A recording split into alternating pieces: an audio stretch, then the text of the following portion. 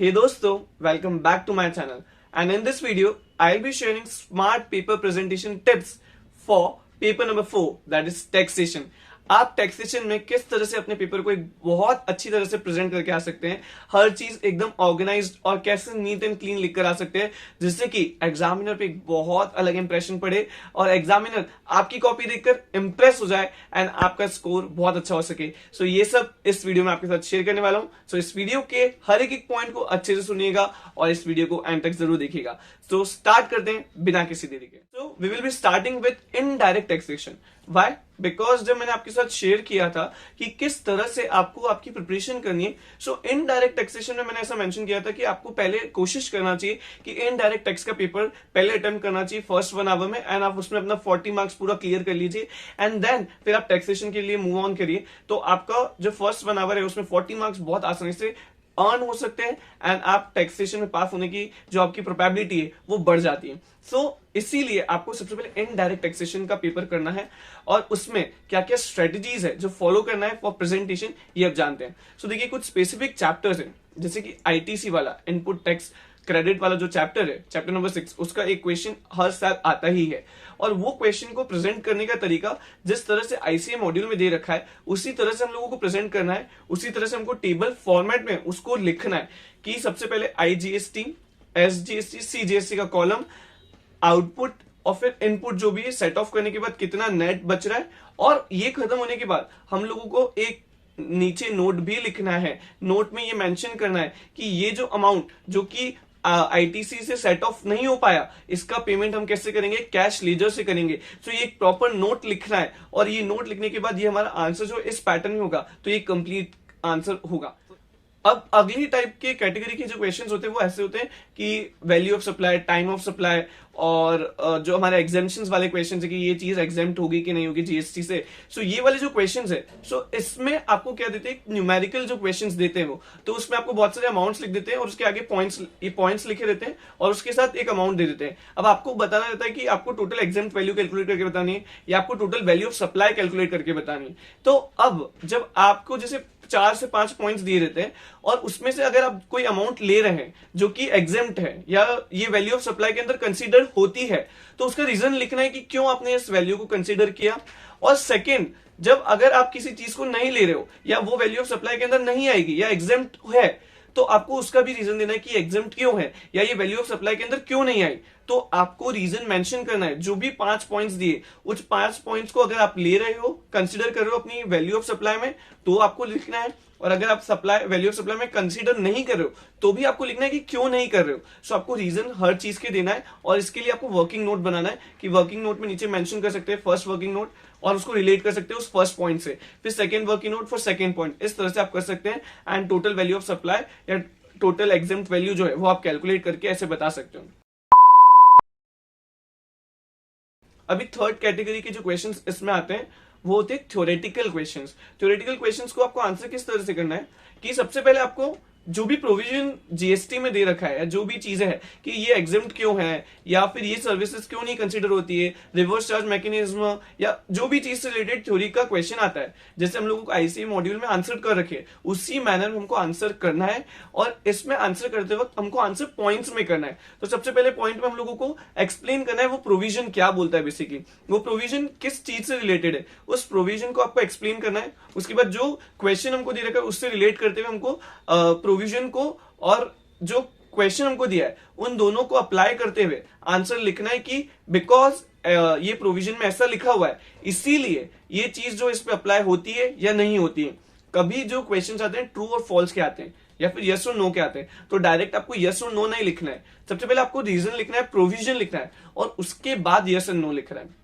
अभी जो ना एक क्वेश्चंस होते हैं कुछ इस तरह के कि आपको कैलकुलेट करना रहता है कि ये रजिस्ट्रेशन के लिए अप्लाइड होते हैं या एप्लीकेबल होते हैं कि नहीं होते हैं जब 20 लाख की 40 लाख की लिमिट आती है। सो वो आपको पूरा प्रॉपर कैलकुलेशंस प्रॉपर आपको बताना है कि ये 40 लाख इस तरह से हमने कंसीडर करे हैं, इसको इस तरह से काउंट किया है और रीजन लिखना पड़ेगा प्रॉपर जो लॉ में लिखा हुआ है कि ये स्टेट्स आते हैं तो ये स्टेट्स के अंदर हमको 40 लाख की लिमिट है, ये स्टेट्स के अंदर हमारी 20 लाख की लिमिट है, ये स्टेट्स के अंदर 10 लाख की लिमिट है। तो ये भी आपको मेंशन करना है और ये थ्योरेटिकली आपको एक एक पॉइंट्स में इन चीजों को लिखना है। जितना ज्यादा पॉइंट में क्लैरिटी से लिखेंगे उतना ज्यादा आप स्कोर कर पाएंगे। सो ये सारी चीजें जो है आपको जीएसटी के पेपर में यानी इनडायरेक्ट टैक्स के पेपर में ध्यान रखनी है। एंड कोशिश करिएगा कि फर्स्ट आवर में 40 मार्क्स आप सिर्फ जीएसटी के पेपर को डिवोट करें और वो कंप्लीट करें।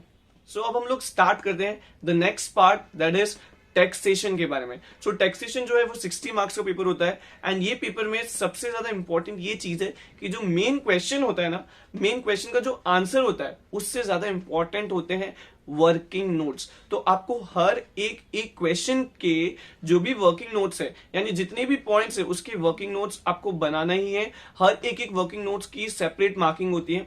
अभी कोई वर्किंग नोट्स हो सकते हैं जो प्रैक्टिकल आपको प्रोविजन अप्लाई करके दिखाना होगा, और कुछ वर्किंग नोट्स होंगे जिसमें आपको थ्योरी लिखना पड़ेगी। सो थ्योरी वाले जो वर्किंग नोट्स होते हैं उसमें आपको ये प्रैक्टिस करके चलनी है कि आप शॉर्ट ब्रीफ लैंग्वेज में पूरा चीज एक्सप्लेन कर दें कि ये चीज क्यों अलाउड है, ये क्यों डिसअलाउड है। और इस तरह से आपको प्रॉपर वर्किंग नोट, थ्योरेटिकल हो तो और प्रैक्टिकल हो तो प्रोविजन लिखकर और समझाना होगा। और इसलिए आपको टैक्सेशन पेपर में स्पीड का बहुत ध्यान रखना है, क्योंकि आपको वर्किंग नोट्स भी यहाँ पे बनाने पड़ते हैं और वर्किंग नोट्स की बहुत ज्यादा इसमें इंपॉर्टेंस है, तो इस चीज का ध्यान रखना है। अभी हम लोग स्टार्ट करेंगे सबसे पहले डिडक्शन वाले जो चैप्टर्स होते हैं। वो डिडक्शन वाला चैप्टर जो है उसमें बहुत इंपॉर्टेंट है, तो मैं ये रिकमेंड करूंगा कि आप उसके सेक्शंस जरूर याद करिए। एटीसी, एटीडी, एटीई, ये सारे सेक्शंस जो है अलग अलग अलग अलग सेक्शंस जरूर जरूर आप याद करिए। क्यों? क्योंकि इन केस सिर्फ अगर उन्होंने कुछ सेक्शन से रिलेटेड पूछ लिया या सेक्शन से रिलेटेड ये इसमें सेक्शन अप्लाई हो रहा है या नहीं हो रहा है या कुछ स्पेसिफिक सिर्फ सेक्शन से आ गया तो आपको वो बहुत ज्यादा हेल्पफुल करेगा। और डिडक्शन से रिलेटेड क्वेश्चन तो हर बार आता ही है, तो आप इस चीज का ध्यान रखिए। डिडक्शन वाले जो क्वेश्चन उसको सॉल्व करने के लिए तरीका है कि कौन कौन सी चीजें जो कंसीडर होती है। अब जैसे हम लोग एटीजी में जाते हैं तो डोनेशन वाला जो है वो डिडक्शन आता है। वो डोनेशन वाला जो डिडक्शन आता है तो उसको सॉल्व करने का तरीका अलग है कि 50% क्वालिफाइड लिमिट है कि 100% क्वालिफाइड लिमिट है। तो आपको वो पूरा प्रॉपर वर्किंग नोट बनाना होगा, समझाना होगा। ऐसे ही हमारा रॉयल्टी वाला जो एक डिडक्शन है उसका भी आपको प्रॉपर वर्किंग नोट बनाना पड़ेगा।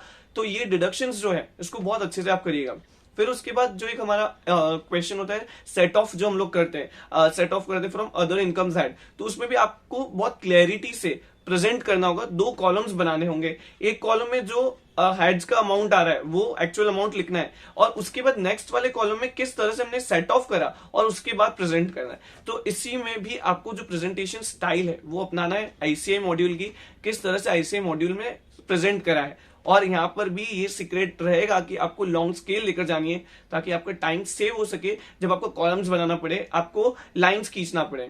और इसके बाद अब आता है सबसे इंपॉर्टेंट चीज कि कैसे आपको क्वेश्चन पेपर सॉल्व करना है। सो मैं ये सजेस्ट करूंगा कि टैक्सेशन का जो पेपर है ना वो स्टार्ट आपको उल्टा करना चाहिए। लाइक क्वेश्चन नंबर 14 जो है वो इंपॉर्टेंट होता है, क्वेश्चन नंबर 1 सबसे कंपलसरी होता है। बट सबसे पहले आपको क्या करना है कि जैसे 5 क्वेश्चन है फॉर एन एग्जाम्पल, अभी आई एम नॉट रिमेंबरिंग कि एग्जैक्ट कितने नंबर ऑफ क्वेश्चन होते हैं, बट 5 क्वेश्चन अगर टैक्सेशन के पेपर में है तो आपको सबसे लास्ट वाले क्वेश्चन से स्टार्ट करना चाहिए और उसमें से सेकेंड, थर्ड और फोर्थ हो जाए आपका, उसके बाद क्वेश्चन नंबर 1 कर सकते हैं।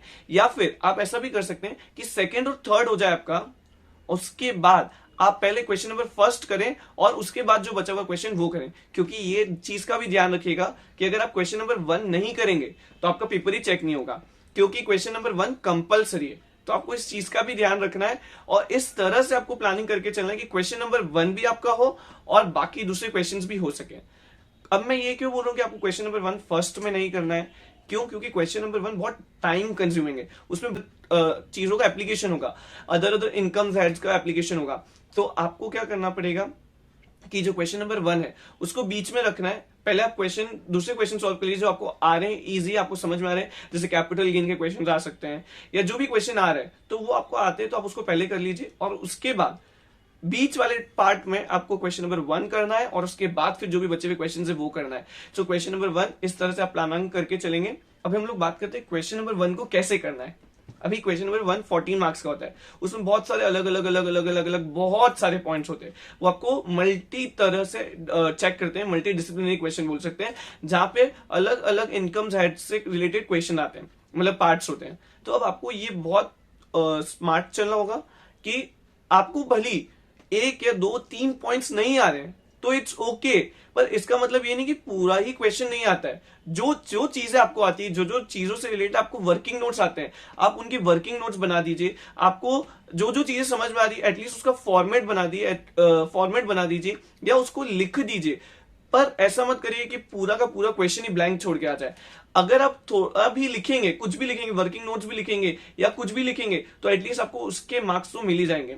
टैक्सेशन पेपर में अगर आपको सेव होना है तो ये एक बहुत अच्छी स्ट्रेटेजी कि अगर आपको क्वेश्चन नहीं आ रहा है, कुछ भी नहीं आ रहा है, तो क्वेश्चन से रिलेटेड है उसके आजू बाजू कुछ भी आपको अगर वर्किंग नोट भी आता है ना तो वो भी लिख कर आइए। बट पूरा पेपर अटेम्प्ट करके आइए, कुछ भी चीज खाली नहीं छोड़कर आना है, पूरा पेपर लिख के आना है। और क्वेश्चन नंबर 1 सॉल्व करना, बीच में पैनिक नहीं करना, होगा पूरा सॉल्व।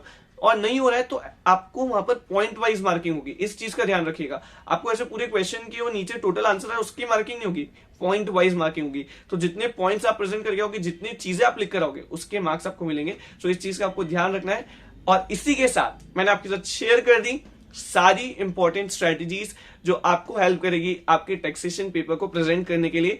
और मुझे पूर्ण विश्वास है कि आपको बहुत ज्यादा हेल्प हुई होगी इस वीडियो से। इसी तरह की और भी वीडियोस में लाता रहूंगा। तब तक के लिए आप बस पढ़ते रहिए। All the best. Yes you can do it, yes you can do it and you can do it.